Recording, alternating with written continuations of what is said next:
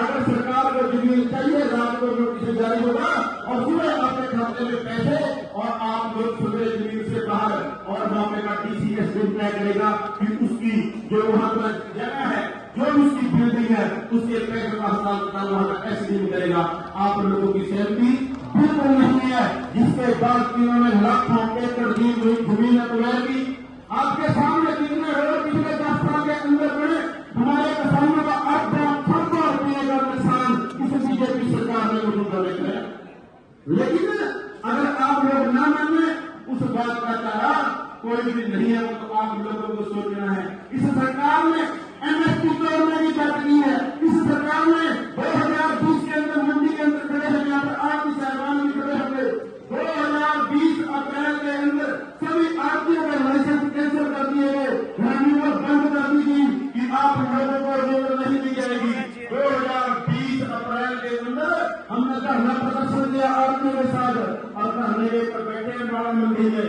फिर हमने क्या बीजेपी मुर्दाबाद, कई आदमी उठकर चले गए। देखो कि देशभक्ति भाई लड़ाई किसकी लड़ाई।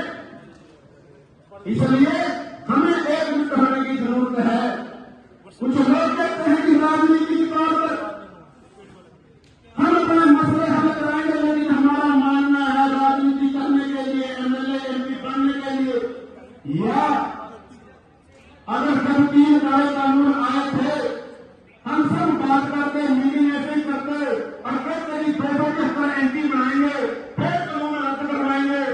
आप उस बात से सहमत हैं कि 275 एमपी बन जाते हैं, लोगों के हर जगह का बताओ बन जाएंगे।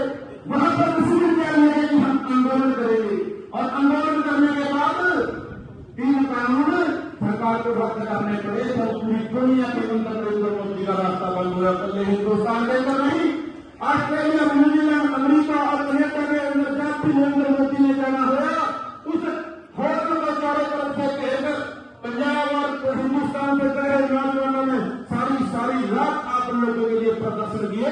तब नरेंद्र मोदी ने 3 कानून रद्द करे। तो भाई ऐसे कानून रद्द नहीं हुए। अगर आज हम सोचें कि अपने 45-47 एमएलए बनाएंगे, फिर अपने कानून हरियाणा के अंदर बनाएंगे, ऐसा संभव है? कोई संभव नहीं है, तो हम भी करेगा। कभी आप गलत फहमी के अंदर रहना। हमने सरपंच बनाया, मैंने पंचायत बनाया, वो हमें सरपंच का कहना मानना है। सरपंच बनाया, वो कहा हमने बीडीओ का कहना मानना है, एमएलए का कहना मानना। चंद सरपंच हम बड़े प्रतिनिधि एमएलए के अंदर जो हमारे आंदोलन को समर्थन करते होंगे। और ब्लॉक वाले ने कहा, वो कहा हम एसडीएम का कहना मानना है। और जिला परिषद के मेंबरों जो बोल रहे गांव की और देहात की बात कर रहा है, भाई ना शहर के अंदर सरपंच है, ना ब्लॉक का मेंबर है, ना ब्लॉक समिति है, ना जिला परिषद का मेंबर है। वो सब गांव के देहात के एरिया से आते हैं। लेकिन दुख की बात है, बहुत कम लोग, 1% लोगों ने भी हमारा साथ और समर्थन नहीं किया। ऐसे ही एमएलए बनते हैं, एमपी बनते हैं, कारपोरेटर हमने कम्पीट कर आप उनके ऊपर खिलाफ है, कानून बनाते हैं। यूनियन क्या करते हैं वो मैं बता देना चाहता हूं। 2014 हमारी सरकार के अंदर जो सरदार बीएनपी यूपी वाले ने एक एमपी के द्वारा संसद के अंदर प्राइवेट बिल पेश कर दिया स्वामीनाथन रिपोर्ट के लिए। लेकिन 543 एमपी, जिनके अंदर से 396 एमपी देहात हो जाते हैं, किसान और मजदूर के एरिया से जाते हैं। लेकिन आपके हक के लिए जो कानून, जो स्वामीनाथन रिपोर्ट का बिल पेश किया गया, एक भी एमपी ने आपके स्वामीनाथन रिपोर्ट के ऊपर चर्चा करने की जरूरत नहीं करी। जिन लोगों को आप चाहे और बड़े बड़े प्रोग्राम और रैलियां कामयाब करते हैं, एक एमपी ने भी। लेकिन मैं एमपी का कसूर कम मानता हूं, अपने किसान साथियों का कसूर ज्यादा मानता हूं। किस किसान साथी ने अपने गांव में आए हुए एमपी और एमएलए को स्वामीनाथन रिपोर्ट का बिल लागू करने के लिए, कानून बनाने के लिए एप्लीकेशन दी किसी ने? हाथ खड़ा कर जरूर बताना। किसान यूनियन ने अपना काम कर दिया, लेकिन आप द्वारा चुने हुए एमपी, उन लोगों ने वहां आपके हक के कानून के ऊपर चर्चा नहीं की। उसमें कसूर किसका है भाई? वो कसूर अधिक बोलो है कि नहीं अपना? वो कसूर हमने दोबारा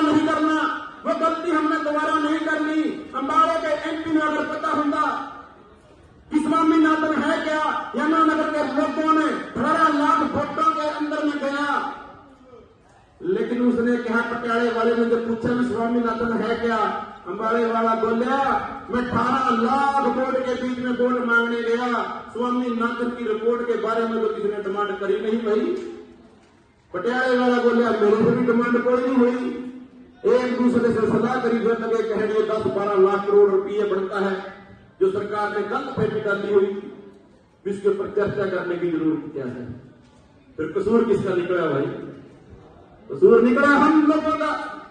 मेरी अपील है, निवेदन है, बेनती है आप सब साथियों से, एक एक एमएलए के कोई भी पार्टी का बड़े, पार्टी सरकार बीजेपी की बननी है, कांग्रेस की बननी है, जेजेपी की बननी है, हाथी वाले की बननी है, हमें कोई फर्क नहीं पड़ता।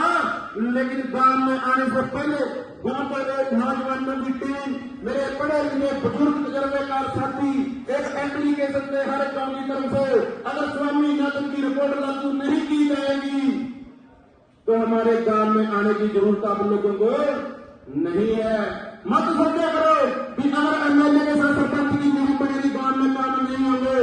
अगर गांव में टैल लगेगी तो एमएलए के खाते में रुपया जाएगा, अगर गांव में धर्मशाला पड़ेगी वीडियो एमएलए के मंत्री के खाते में पैसा जाएगा। उनकी मजबूरी है, आप लोगों की मजबूरी नहीं है। उनका कोई वहां पर और कोई बिजनेस नहीं है,